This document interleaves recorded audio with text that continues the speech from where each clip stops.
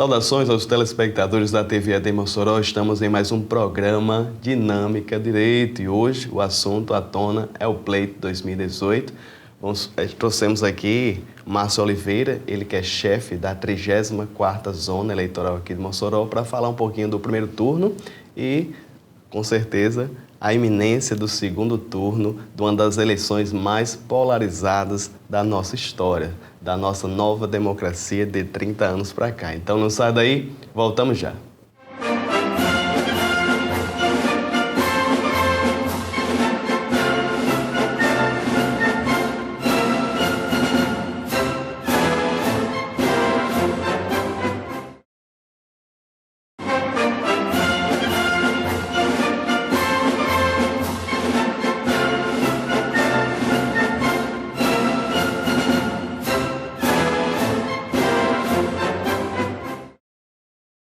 Estamos de volta ao programa Dinâmico Direito sobre o pleito 2018. Estamos aqui com Márcio Oliveira.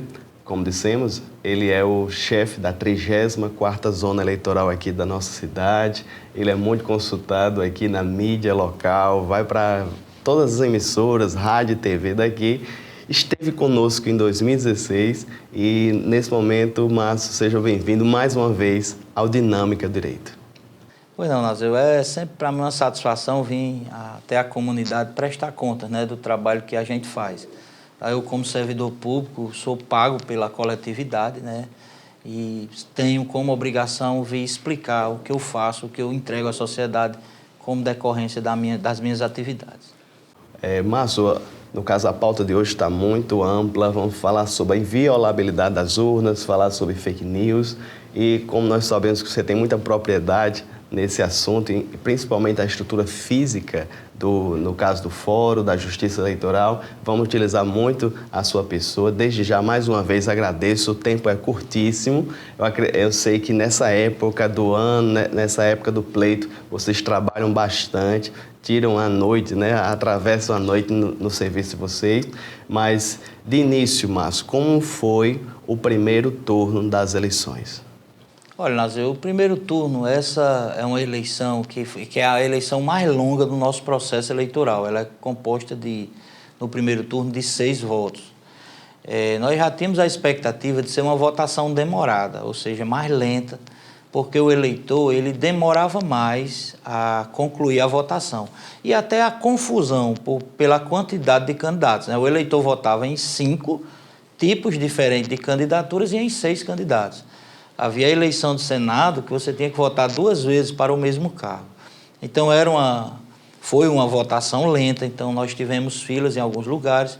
Por outro lado, a região que eu trabalho, que é do Grande Alto São Manuel, nós tivemos uma falta de energia já no início da manhã, no começo da votação, em decorrência de problemas aí numa subestação da COSERN.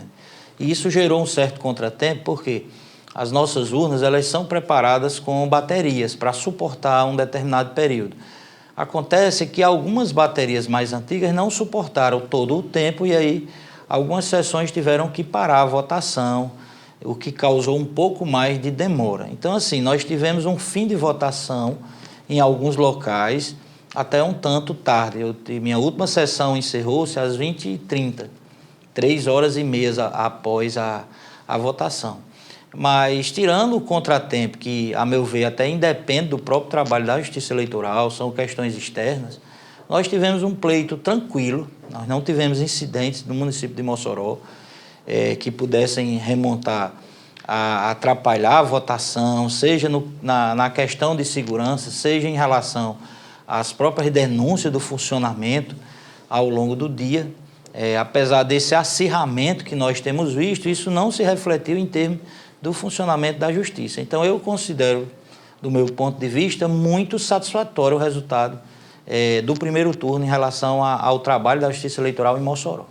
Muito bem. Márcio, na internet, né, a gente vê um acirramento, uma polarização, redes sociais, utilizando WhatsApp, YouTube, Facebook, mas, assim, nas ruas, como você falou, poucas pessoas, né, com camisa, com bandeira.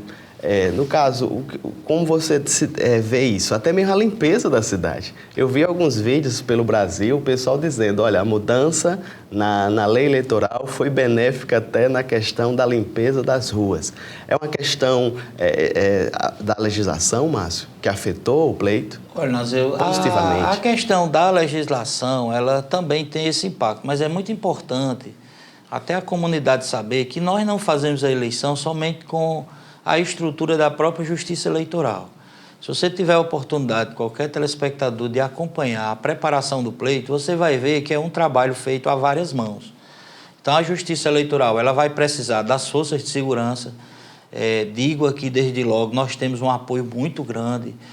A equipe de segurança, as forças de segurança que atuam no pleito, em Mossoró, em todo o estado do Rio Grande do Norte e no Brasil inteiro, ela dá conta do recado. Você vê que não tem incidentes dignos de ter nota no Brasil inteiro. Você não viu nada que dissesse assim, teve ali um caso sério de transgressão em relação à ordem pública. E isso nós só temos a agradecer a essas forças que atuam junto com a gente no dia do pleito. Além delas, nós usamos a estrutura dos outros órgãos públicos que atuam no município. Então, a Prefeitura, o IFRN, o DENIT, a UFES, a UERN e vários outros órgãos públicos nos cedem, tanto servidores como estrutura logística de veículos. Nós temos muitas pessoas da comunidade, que são os mesários, que são nomeados para fazer o atendimento direto ao eleitor. Então, eu digo assim, é uma estrutura tão grande para ser montada e necessariamente precisa do apoio da comunidade, né? Por óbvio que todas essas pessoas trabalhando em conjunto, de forma correta, nós temos esse resultado, que eu tenho a dizer a vocês, de perfeição. Então, nós tivemos o quê? O pessoal da segurança atuando na sua área, o Ministério Público atuando de forma adequada, o Poder Judiciário atuando de forma adequada, com a colaboração da população, justamente em atender a essa ordem, né? Tivemos apoio do município no sentido de ter equipes para varrer as ruas já no início da votação. Continuamos ainda com aquela questão do cara amanhecer o dia e estar jogando papel nos locais de votação, mas foi feita a identificação logo e, na medida do possível, foi sendo limpado, foi sendo resolvido a questão de limpeza pública. Então, assim, o conjunto da obra, né, que, na verdade, tem a Justiça Eleitoral como centro, como coordenador, ele termina funcionando porque nós recebemos a colaboração valiosa de todas as pessoas que estão envolvidas no processo. E nesse aspecto, é até relevante o papel da imprensa, né, que tem nos ajudado, inclusive, com relação a essa desmistificação desse quadro de acirramento, ao esclarecer, ao dizer o que é verdade e o que é falso aí no processo eleitoral.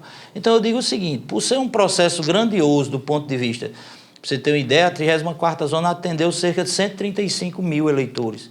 Você imagina você montar a estrutura para atender 135 mil pessoas, o Mossoró, aliás, né, Mossoró inteiro, em um único dia, dentro de um município do porte de Mossoró. Assim, é uma estrutura grande, de grandes dimensões e que dá certo por causa do apoio, né? Temos a satisfação grata de que essas pessoas atuaram a contento e tudo correu perfeitamente. O senhor falou agora sobre a questão dos mesários. Como se dá a preparação dos mesários mais novos, os mesários que já estão há mais tempo, tem que passar por uma atualização? Isso, a cada mesa receptora de votos, né, que corresponde a uma sessão eleitoral, são nomeadas 4 pessoas, né? A minha zona, por exemplo, são 251 sessões. Eu tenho que nomear 1.004 mesários, para você ter uma ideia. Não é possível nós fazermos a preparação de todos eles. Então, são convocados 2 de cada sessão, ou seja, são treinados, no nosso caso, em torno de 500 mesários. E as pessoas novas, normalmente, elas entram nessas funções que não são treinadas. Então, elas passam uma primeira eleição atuando numa função que não é o de presidente, que tem maior responsabilidade até jurídica, e nas eleições seguintes elas vão ocupando as posições principais, né? Até que 4, 5 eleições é substituído totalmente aquele grupo. Então, eles passam pela atualização para ver quais são as novidades do pleito, o que tem de diferente no funcionamento da urna eletrônica e as discussões da parte jurídica básica que eles precisam saber. Como atuar, o que precisam coibir, o que um fiscal pode fazer, como o eleitor deve se comportar. Então, nós temos um treinamento realizado com presidente e primeiro mesário. Uma questão interessante, Nazé, é que nos primeiros momentos, nos primeiros anos, nós trabalhávamos com pessoas nomeadas, porque o serviço eleitoral ele é obrigatório. Hoje nós temos praticamente todo o contingente de mesários que atua em Mossoró, são pessoas que se voluntarizam a atuar no pleito justamente para fazer o papel democrático, né, de atender o eleitor em nome da Justiça Eleitoral. Tudo bem, eu tenho inclusive um irmão meu que já está a terceira eleição, ele diz que é algo prazeroso, ele diz que é algo interessantíssimo, contribuir para a sociedade nessa questão do pleito. Como se faz? Eu acredito que não tem mais como fechar, mas para as próximas eleições, vamos pensar em 2020, o pessoal de casa está assistindo, um estudante, um servidor, como é que ele faz para se voluntariar? Olha, quando passar a eleição, vai ficar aberto um formuláriozinho, uma pessoa no site do TRE, do TSE, de qualquer tribunal do Brasil, fica aberto um formulário, você preenche com seus dados e esse formulário chega para a gente. Se não, é possível você ir diretamente ao cartório eleitoral e fazer essa indicação, né? É muito interessante, Nazé, o trabalho do mesário, porque assim, nós fazemos um trabalho interno. O mesário é a pessoa que efetivamente faz a eleição acontecer, porque é ele que atende o eleitor. É ele que pega na mão do eleitor na hora de colocar a biometria, é ele que resolve o conflito. Por exemplo, se alguém estiver fazendo confusão no local de votação, quem primeiro vai receber esse conflito é o mesário. Então, assim, os mesários são nossos braços, são nossos olhos, são nossos ouvidos no dia do pleito. A Justiça Eleitoral, nós que trabalhamos no cartório, vamos reagir na hipótese de sermos provocados. Então, o trabalho do mesário é relevantíssimo, né? É um dos trabalhos mais importantes do processo eleitoral. Basta ir ao cartório ou na internet fazer esse cadastro como voluntário e você será convocado para nos auxiliar nesse processo. Muito bem, estamos conversando aqui com o Márcio Oliveira, ele que é, no caso, chefe da 34ª Zona Eleitoral aqui da nossa cidade, falando sobre o pleito 2018. Então, passar aqui as considerações iniciais, o pessoal de casa, Márcio, a gente vai adentrar em assuntos polêmicos, a questão da inviolabilidade das urnas, que por alguns candidatos foi colocada em xeque, mas Márcio é a pessoa mais com capacidade aqui em Mossoró, uma das mais relevantes para falar desse assunto. Então não sai daí, voltamos já.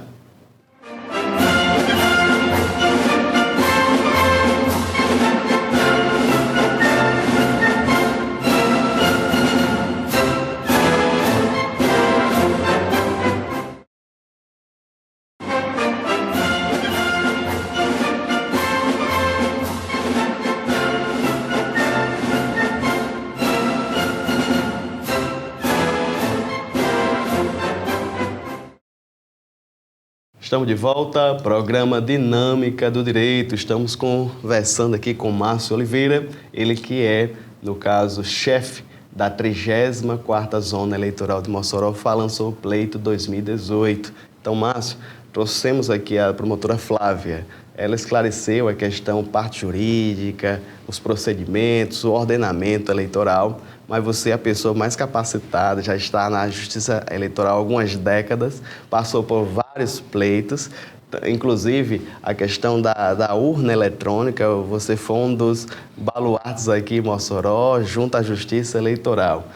No caso, Márcio, foi colocado em xeque por alguns deputados, alguns candidatos, a questão da inviolabilidade das urnas. Fala aqui, Márcio, sobre a questão da garantia que o pleito brasileiro, a urna eletrônica, ela é idônea. Olha, Nazeu, essa discussão sobre urna eletrônica, primeiro, não é uma discussão nova, né? Eu acompanho eleições desde o ano de 96. Eu sou servidor da Justiça Eleitoral há 20 anos, 22 anos, e acompanhei, inclusive, a implantação da urna eletrônica no Estado, porque eu trabalhava na cidade de Natal quando houve a primeira votação eletrônica. Sempre há discussão com relação à máquina, né? A urna eletrônica ela é uma máquina, um computador, vamos dizer assim, com um formato diferente, e sempre há esse debate sobre a garantia que nós podemos ter de que a urna ela registra efetivamente o meu voto. A primeira dúvida que surge, a meu ver, e eu acho que é o mais relevante dentro do Estado brasileiro, é a questão da desconfiança que as pessoas têm nas instituições, né? Nós temos uma instituição séria, seríssima até, que é a Justiça Eleitoral, o TSE, E a população, ela não consegue acreditar que uma instituição brasileira é capaz de fazer um processo sério, correto, sem riscos de haver fraudes, vamos dizer assim. E especificamente no que diz respeito à urna eletrônica, eu posso dizer até um pouco de conhecimento que eu tenho em computação, ela é uma urna segura, ela é dotada de mecanismos justamente que vêm a dar essa segurança ao eleitor, à comunidade, de que nós podemos ter um processo seguro. Por outro lado, Nazil, ela vem em substituição a um processo manual de voto, de coleta e de registro de voto, que era cercado de muitas fraudes. Nós hoje temos uma população mais jovem que nunca teve a oportunidade de votar em cédulas. Mas você pega aí qualquer pessoa que votou, que via as apurações em cédula, e aí você vai ver a grande quantidade de denúncias que existiam nesse processo, porque era um processo totalmente dado aos que nós chamamos de escrutinadores. Então, se você pegava uma equipe dentro da apuração dos votos que tinha interesse em modificar votos, em registrar indevidamente esses resultados, você corria o risco de ter alteração significativa no resultado da eleição, coisa que hoje, a meu ver, não existe, certo? A nossa urna eletrônica, ela tem, né, dispositivos, como eu já falei, o software que opera nela é produzido exclusivamente pelo TSE e mais algumas outras questões que dão essa garantia ao cidadão. Agora digo, continuamos tendo essa desconfiança, né? E aí, ao longo do tempo, a depender do acirramento ou não das eleições, nós vamos ter essas denúncias isoladas de fraude. Por exemplo, em 2014, ao final do segundo turno, o partido que foi derrotado naquela eleição pediu uma auditoria, inclusive realizou essa auditoria com recursos próprios, né? Bancou os profissionais que analisaram as urnas que foram entregues para essa auditoria. Ao final do processo, eles devolveram as urnas e disseram que não tinham nada a dizer em relação à ocorrência de fraude. Então, uma coisa é você imaginar a possibilidade de uma máquina de computador ser violada e produzir resultados que não são os reais, uma outra coisa é você afirmar e dizer que houve uma fraude. Porque para que isso aconteça é preciso que você apresente as provas dessa falsificação. Até hoje, de 96 para cá, nós não tivemos nenhum episódio comprovado de violação ou de fraude ao nosso processo eletrônico de votação. Daí eu afirmar, é um processo confiável e seguro. Muito bem. A ministra do TSE, Rosa Weber, falou, no caso o pleito é seguríssimo, temos 8 barreiras físicas e 30 barreiras digitais. Eu não quero que você detalhe ponto por ponto, mas o pessoal de casa é interessante saber. O que seria, Márcio, uma barreira física que protege a urna e o que seria uma barreira digital? Exato, pessoal. Como eu falei, a urna eletrônica ela é uma máquina digital, um computador. Para ela ser violada, é preciso que alguém faça um acesso indevido à própria máquina, né? No caso da urna em si, que é preciso também a gente diferenciar, a urna é a máquina que coleta o voto. Depois que esse voto é coletado e ao final da votação, ele ingressa nos sistemas de totalização para poder ser somado, serem os dados somados a outros e aí dado o resultado final da votação. Então, nós temos 2 partes diferenciadas do processo. No caso da urna eletrônica em si, Nazil, a primeira barreira física que nós dizemos que ela tem é o fato dela não ser conectada. Então, por exemplo, o telespectador imagine um computador ligado à internet, a possibilidade de alguém invadir esse computador por meio da rede. No caso da urna eletrônica, isso não existe. A única conexão que a urna tem com o mundo físico fora ela é o cabo da tomada de energia. Então, se a pessoa quisesse inventar uma forma de burlar, seria por meio da tomada de energia elétrica. Fora isso, você tem 2 peças, que é o terminal do eleitor e o terminal do mesário, que é ligado por um fio.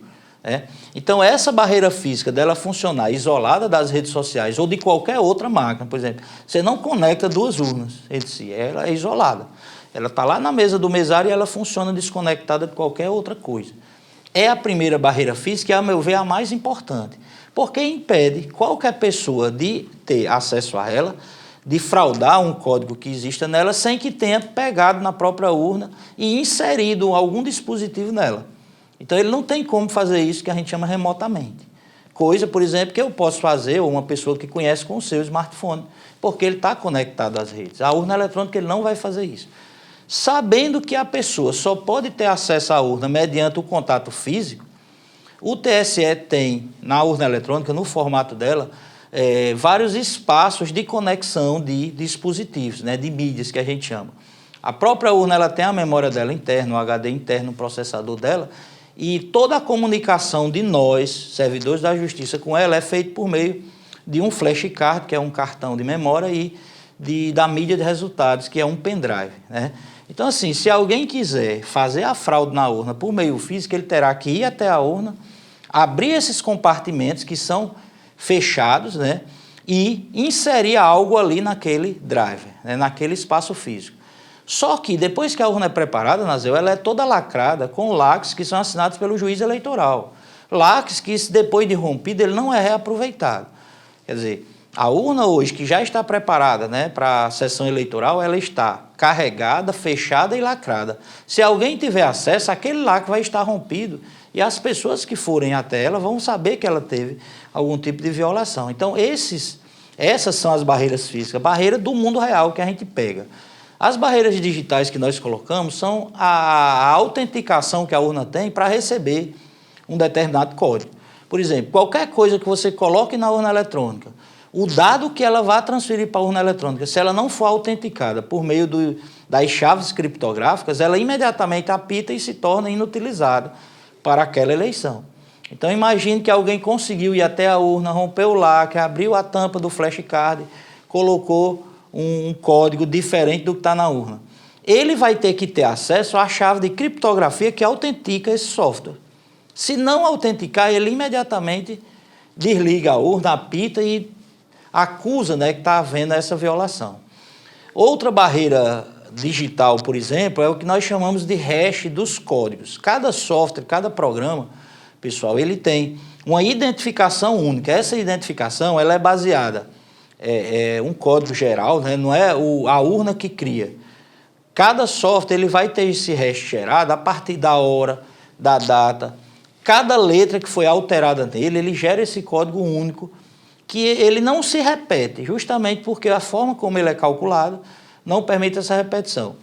Esses softwares eles são fechados antecipadamente lá no TSE, em uma cerimônia que há um lacre da mídia pelos partidos políticos, pela OAB, Ministério Público e as pessoas presentes, e essa mídia fica armazenada, né, guardada, e a partir dela todos os aplicativos são distribuídos. Por exemplo, o software que eu uso aqui é o mesmo que uma urna lá no Rio Grande do Sul está usando. É para ser a mesma coisa. É o mesmo que está sendo usado no Amazonas, né? E aí o que acontece? Se você quiser saber se a minha urna estava com o software correto, você pega o hash que já está divulgado, por exemplo, a do primeiro turno, e compara com o hash que foi usado numa sessão lá no Rio Grande do Sul. Isso tudo está disponível. Para a pessoa fazer essa alteração, ela teria que alterar o código e, ao mesmo tempo, manter o hash anterior. Então, são barreiras digitais, nesse caso, que levam a essa segurança da impossibilidade da urna eletrônica vinha a ser violado, vinha a ser alterado esses códigos, né? E aí é o que nos dá essa garantia. Há muita discussão, por exemplo, sobre a questão da apuração, da transmissão, que também é possível, já que isso é feito dentro de computadores que estão conectados à rede, como eu falei. Agora, o que acontece? Na hora que uma votação é encerrada, o mesário imprime o boletim de urna e aquele papelzinho que é entregue, inclusive, aos partidos políticos, se quiserem, à imprensa, se quiser, fixado na porta da sessão, já é o resultado da eleição. Ou seja, quando eu coloco o pendrive lá no computador para receber esse resultado, o resultado já está publicizado. Então, mesmo que alguém imagine a possibilidade de haver uma invasão aqui na transmissão de resultados, esse processo ele já é auditável com o que já está divulgado publicamente, né? E aí, se você quiser ter mostras, por exemplo, dessa segurança, o próprio TSE disponibiliza um aplicativo que você pode cadastrar o resultado da votação e ir acompanhando. Então, um partido político tiver estrutura para ter pessoas em cada sessão, ele vai poder coletar esses resultados. Em eleições municipais, Nazeu, às vezes os partidos têm o resultado antes da própria justiça, porque eu tenho o tempo dessa mídia chegar até minha, às vezes sessões da zona rural. E o partido não, ele pode ter gente em cada lugar, fazer o seu controle e dizer o resultado, até antes mesmo da própria justiça eleitoral. E aí esse processo passa a ser todo auditável, né? E, a meu ver, em função disso tudo que eu falei, eu digo, o nosso processo ele é um processo seguro, mais uma vez. O eleitor ele pode confiar que o que ele digitou é o que vai ser computado e o que foi computado é o que vai para a Justiça Eleitoral ser totalizado ao final. Muito bem, estamos conversando aqui com o Márcio Oliveira sobre o pleito 2018. Ele é o chefe da 34ª Zona, está nos ajudando muitíssimo em esclarecimentos, em especial sobre urna eletrônica. Vamos continuar, Márcio, nessa linha de pensamento, mas também vamos tocar um pouquinho sobre a questão do fake news. Então não sai daí, voltamos já.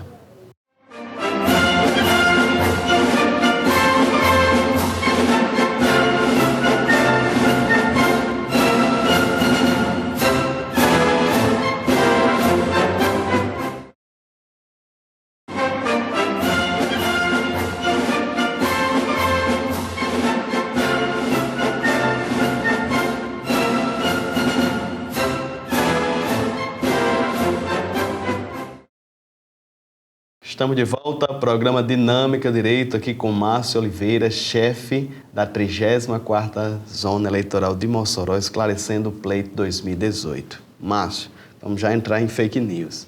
Essa questão é o poder de influência das mídias sociais. Mas eu queria, de início, Márcio, falar sobre alguns casos, foi publicado no YouTube, eleitores filmando, supostamente filmando o voto. E eles, no caso, dizendo que estava tentando digitar o candidato dele e aparecia na urna a foto do outro candidato. Você que trabalha na Justiça Eleitoral há muitos anos. No caso, poderia ser um defeito na própria urna, Márcio? Era um fake news mesmo? Era uma montagem? De que se trata esses vídeos? Olha, Nazil, primeiramente, especificamente quanto a fake news, é importante a gente entender que não é uma coisa nova, né? Como eu disse, eu acompanho eleições há 22 anos e todas as eleições tinham notícias falsas, né? Qual é a grande questão hoje? É a repercussão que isso tem em função das mídias sociais, dos aplicativos de mensagens eletrônicas. Então, a informação ela circula com muito mais velocidade. Segundo, a possibilidade do registro, seja em vídeo, seja em foto. Então, por exemplo, você pega um registro e aí fica mais fácil de você divulgar algo, né, se você, por exemplo, alterar o conteúdo daquela foto ou daquele vídeo, né? Quanto à questão da filmagem do voto, a primeira coisa que a gente precisa dizer é que isso é criminoso, né? Há uma previsão do Código Eleitoral dizer que é crime você violar o sigilo do voto. Então, qualquer pessoa que filme o seu voto, ela corre o risco de ser processada por esse crime eleitoral. Os mesários, eles são orientados a pedir às pessoas que recolham o smartphone, se for o caso, ou qualquer outro dispositivo antes de entrar. O que tem sido comum, pessoas irem à sessão eleitoral portando dispositivos de espionagem, até uma caneta, algo que ele embuta, que não é possível verificar. E essas pessoas gravam o voto, né, que não é legal de antemão. A própria Polícia Federal já tem feito um trabalho de identificação dessas pessoas para coibir, vamos dizer assim, justamente pela ilegalidade do ato, né? No Brasil, felizmente ou infelizmente, o voto é secreto, né? Não há essa possibilidade de eu divulgar o voto. E especificamente quanto aos vídeos, vários deles foram analisados e estão sendo analisados. Pessoal, é bom que se diga que a Justiça Eleitoral não está simplesmente dizendo que são falsos, ela vai analisar a situação concreta. Inclusive, para a eleição de amanhã, nós já temos a orientação de não deixar nenhuma denúncia por apurar. Os próprios mesários estão orientados a registrar na ata e repassar à Justiça Eleitoral durante o próprio processo, para que nós possamos fazer a averiguação desde logo, para que não fique essa dúvida na população. Eu vi alguns vídeos, né, vou relatar aqui alguns deles, de pessoas que chegavam, que é o mais frequente. Nós tivemos uma votação de 6 votos. Quando você terminava a votação de senador, você entrava na votação de governador, e que só eram 2 letras, semelhante à de presidente da República. Então, se você tentar digitar o número do seu candidato a presidente na votação do governador, por óbvio, não vai aparecer a foto dele. Então, o próprio O TRE do Paraná, o TRE de Santa Catarina fizeram auditorias quanto a alguns desses vídeos e constataram isso. Tanto é que tem um deles que você vê claramente, para governador. O cara está tentando digitar o número do candidato a presidente na tela de governador, não tem como aparecer. Vai aparecer, óbvio, o de governador se tiver um candidato com aquele número, né? E aí essa é uma das questões. Segundo, até o próprio TSE, ele admitiu a possibilidade, em alguns casos, de haver problemas no teclado. Tipo, você aperta 0 e se você segurar, ele bota 00, tá entendendo? Mas, por exemplo, não se assemelha a essas questões porque os candidatos que estão na disputa, por exemplo, no Rio Grande do Norte, todos têm números diferentes. Então, nem o risco, por exemplo, de um erro desse levar o voto de um para outro existe, a meu ver, né? Ocorreu, por exemplo, aqui no Rio Grande do Norte, uma pessoa que disse que ia votar no número e quando apertou apareceu o de outro. Mas, por exemplo, ela mesma disse que ficou segurando a tecla. Você sabe que um equipamento de computação, se você segurar a tecla por muito tempo, ele entra em processo de repetição do número, né? Então, assim, tudo que foi dado em termos de vídeo não tem fundamento mesmo se você analisar o próprio vídeo. O próprio vídeo ele já é a prova de que o eleitor cometeu um erro de alguma forma ou que o vídeo foi manipulado.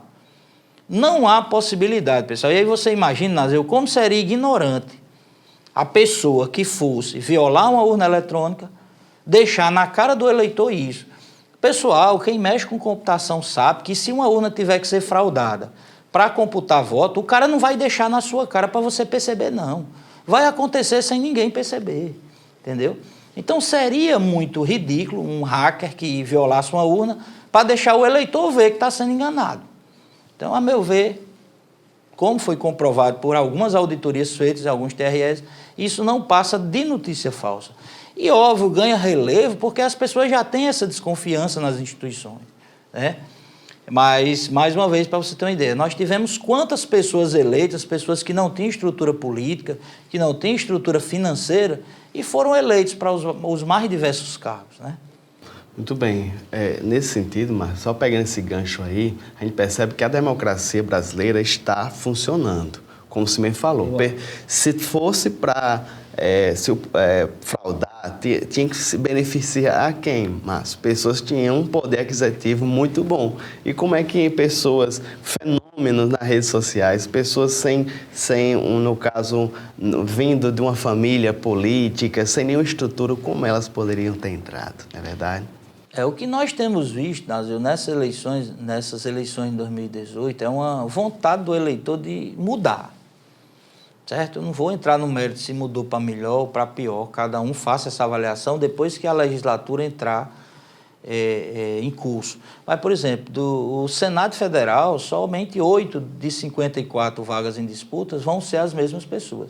Então, assim, isso é o processo democrático. É o eleitor que decida, o povo, a população que decida quem serão seus governantes, né? Há essa dúvida, essa discussão, essa produção de notícias falsas, muitas vezes, Nazil, por pessoas que são mal intencionadas e que muitas vezes a única intenção dela é obter clique nos sites para poder ganhar dinheiro. Até interessante, eu vi um colega, um aluno meu, dizendo que estava investindo em Google AdSense, que é o quê? Para ganhar dinheiro do Google por clique. Então, as empresas elas estão fazendo dinheiro por clique. Então, se eu crio uma notícia sensacionalista, todo mundo vai correr para ver. Se eu crio um vídeo e digo que é fraude na urna, quantas visualizações ele teve? Muitas vezes o cara não está nem interessado em democracia, ou em beneficiar, ou em prejudicar alguém. Ele só está interessado no seu clique que vai render para ele um recurso, um retorno financeiro. Muito bem, Márcio. O que acontece ainda, só para fechar essa questão do fake news, como é que o eleitor ele pode evitar ser um cúmplice de fake news, seja no WhatsApp, no Facebook? Olha, a primeira coisa é você não repassar aquilo que você não tem certeza, né? O nosso maior dilema com relação ao combate e à repercussão que as fake news têm é porque as pessoas simplesmente recebem algo e aí passam a replicar nos grupos, né, principalmente de WhatsApp ou nas suas redes sociais para os seus contatos. E isso é o que provoca esse efeito cascata, né? Assim, o eleitor bem intencionado, pessoal, ele tem a obrigação de saber qual é a fonte daquela notícia, se não já foi desmentido por alguém. Nós hoje temos, o próprio TSE tem um canal de desmentir, vamos dizer assim, ou de apurar verdade ou falsidade de alguma notícia. Os grandes canais de TV, a Rede Globo, a Record, a Band, já tem também equipes trabalhando nisso. Todos os grandes órgãos de comunicação, sejam que você imagine ligado à OAB, OAC, OAD, eles hoje têm equipes fazendo a análise disso justamente para não divulgar notícias falsas. Então, os sites que divulgam essas notícias em primeira mão, normalmente são sites ou profissionais ligados a um grupo político determinado. E muitas vezes, pessoal, a intenção é influenciar você, eleitor, certo? Eu acho o seguinte, a grande ideia do processo democrático é você votar livre e consciente, entendeu? Escolha seu candidato, seja esse ou aquele outro, não cabe a mim analisar ou julgar o voto da pessoa, mas que o faça de forma consciente, acreditando que aquele candidato vai fazer um bom governo, vai fazer um bom governo na presidência da República, que é isso que nós precisamos. A população, a sociedade, a comunidade quer, são bons governos, que tirem a gente das situações de crise que nós vivemos, econômica, de segurança pública, de educação, o que seja. Mas nós precisamos dos governantes eleitos para fazer essas reformas. Não adianta também nós estarmos aqui discutindo em 2018 algumas questões e quando for em 2022, na próxima eleições presidenciais, nós estamos discutindo a mesma coisa, os mesmos problemas. Ou seja, nós temos que pensar em eleger governantes que tragam soluções para esses problemas que nós vivemos hoje. Muito bem, estamos conversando com o Márcio Oliveira, ele que é chefe da sessão aqui, a 34ª sessão de Mossoró. Falamos aqui sobre fake news, mas vamos tentar prosseguir um pouquinho mais nessa temática, nessa pegada. E próximo bloco, as considerações finais sobre o pleito que se aproxima de amanhã. Então não sai daí, voltamos já.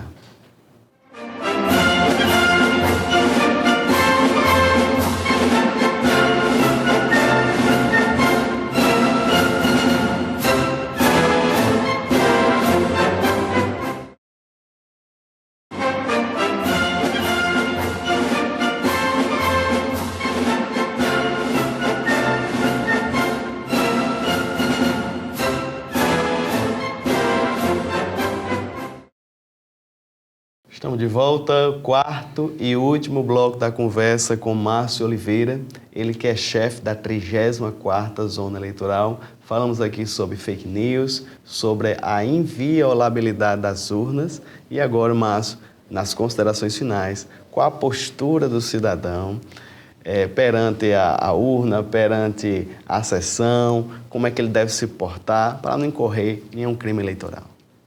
Olha, o principal, para o dia de amanhã é que o eleitor ele levante ao exercer o voto na paz, vamos dizer assim, na intenção de exercer o seu voto, de fazer parte do processo democrático sem querer causar nenhum tipo de conflito ou desavença. Nós até dizemos assim, um dia de eleição, a legalidade dela é um pouco diferente dos outros dias. No dia de eleição, se você causa tumulto numa sessão eleitoral, você pode vir a ser preso. Se você causa algum tipo de desordem dentro do ambiente, do local de votação, você corre o risco de ser detido para averiguações.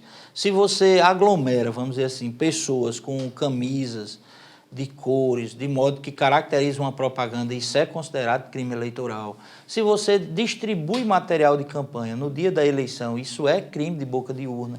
Então, assim, há diversas coisas que eram permitidas ou que são permitidas até hoje à noite e que a partir de amanhã já não é mais, ou seja, já passa a ser crime eleitoral determinadas condutas. Então, o que nós pedimos? Que o eleitor, ele se desarme para ir votar. Não é desarmar no sentido de arma mesmo, mas desarme em termos de ânimos, Nós temos visto um acirramento até fora do comum e gera uma preocupação, por exemplo, na gente de melhorar a questão da segurança dos locais de votação.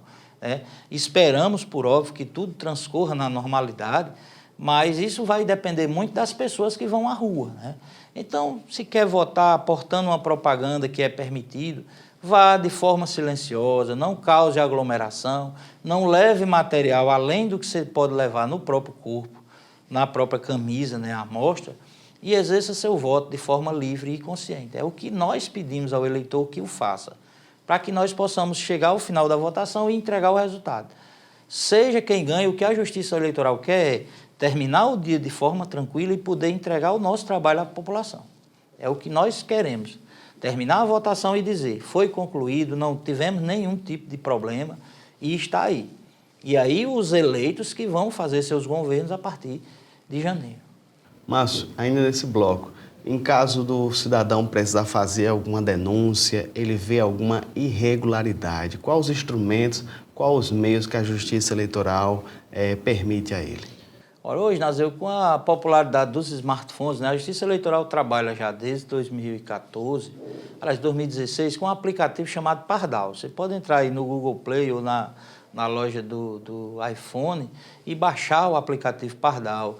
É possível você juntar vídeo, foto, áudio, descreva o local onde você está vendo ocorrer aquela irregularidade e coloque. Na hora que você coloca, em função do local, vai chegar para o órgão que é responsável por pastorar, por fiscalizar aquele local.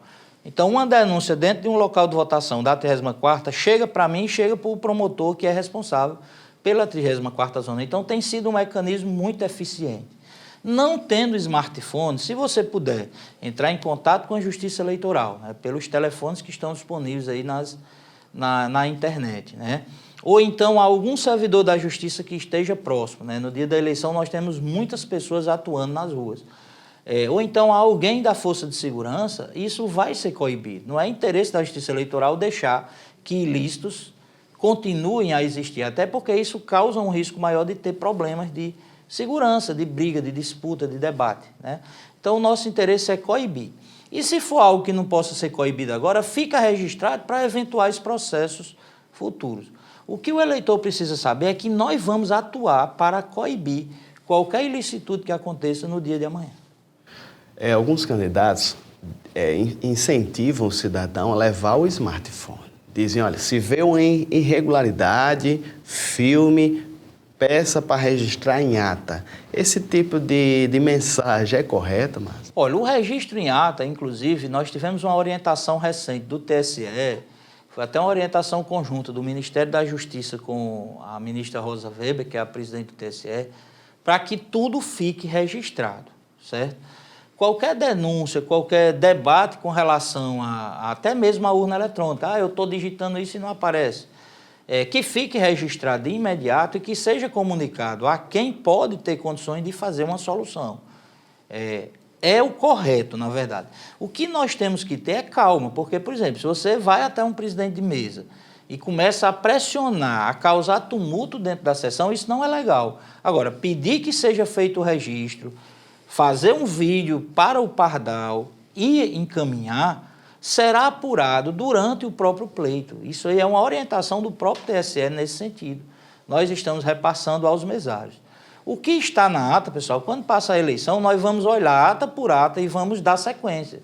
Se for caso de apuração, vai para a Polícia Federal. Se for caso que possa comprometer o resultado da votação, é encaminhado ao TRE, que é o responsável por essa eleição, né, a eleição estadual.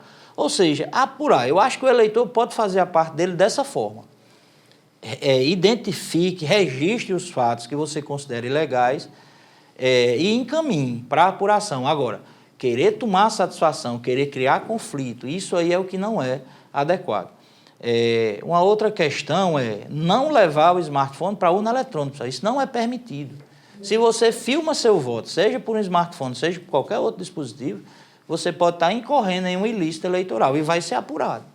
Certo? Isso aí vai ficar registrado, até porque você joga na rede social. O próprio cara produz a prova contra ele, né? Tá certo? E aí você pode até ter um benefício do seu candidato, mas aí vai ter um problema com a Justiça Eleitoral, vai ficar um tempo indo lá justificar-se perante a gente. Muito bem, conversamos aqui com Márcio Oliveira, chefe da 34ª Zona aqui de Mossoró.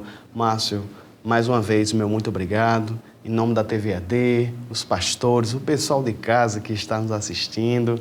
E se quiser fazer mais alguma consideração final, fique à vontade. Olha, eu que agradeço, né? A Justiça Eleitoral, ela é um órgão que fica ali calado, escondido durante 2 anos, preparando esse dia. O dia de amanhã, as pessoas que vão para lá exercer o voto, elas estão vendo o resultado de nosso trabalho de 2 anos. Assim que termina a eleição, nós já começamos a avaliar o que foi feito e preparar a eleição seguinte.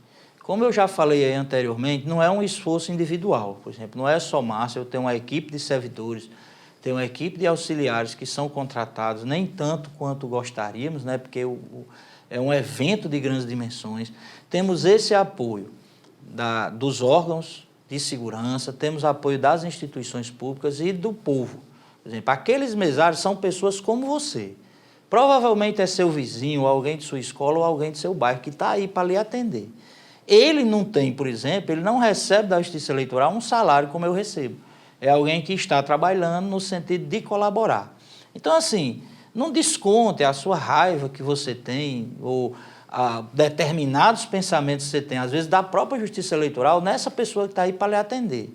A única função dela é disponibilizar o trabalho para você. Também não dá mais, num dia de pleito, já praticamente encerrando o processo eleitoral, para você criar desavenças públicas na rua, nos grupos sociais. Eu acho que o dia de amanhã é o dia para o eleitor consagrar o processo democrático, votar, vá, registre seu voto de forma livre, de forma consciente, pensando na regularidade do pleito para que você mesmo não tenha problemas futuros. Se você causar conflito, você corre o risco de ficar respondendo processo por algum tempo.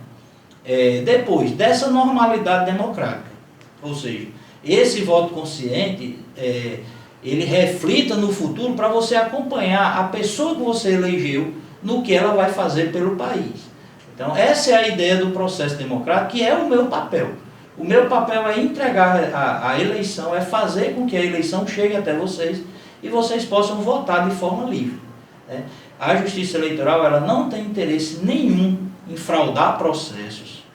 Ela quer justamente que seja livre, transparente e honesto, para que a comunidade possa receber de nós aquilo que ela pede quando me paga. Um trabalho correto, um trabalho direito e uma eleição limpa. É isso, para isso que nós trabalhamos.